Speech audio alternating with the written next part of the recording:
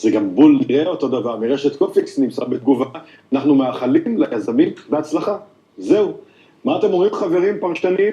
שיצליחו, זה כיוון נפלא, רעיון יוצא מהכלל. דופליקט מדויק. כן, מצוין, מצוין. אגב, הם לא יכלו לצפות שיתנו להם זכיינות אחרי שבועיים של עבודה, הרי אתה יודע, הרשת עצמה היא מאוד מאוד חדשה, אז לקחת רשת שרק התחילה ועוד מקבלת את כל ההתקפות שהיו עליה בעיתונות ובטוקבקים, וכן תרוויח, לא תרוויח.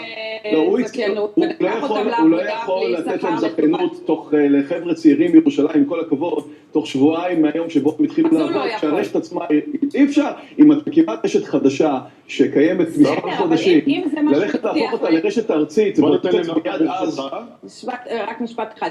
א', אני לא כל כך מתלהבת מזה שהולכים ומחקים אותו אחד לאחד, אתם יכולים לעשות משהו דומה, יש בזה טעם לא נעים. שזה יש עורכי דין, אני יודע. בדיוק, זה משהו שעורכי הדין שלו יצטרכו לבדוק, אבל התגובה שלו מעידה על זה שהוא כנראה לא הולך להתעסק איתה עם עורכי דין, הוא אומר, תשברו את הראש, זה כנראה לא יפריע לי.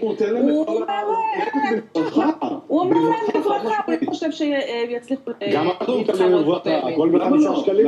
כנראה שזה ביזנס, כנראה שזה עובד. נפלא. הלוואי. תודה.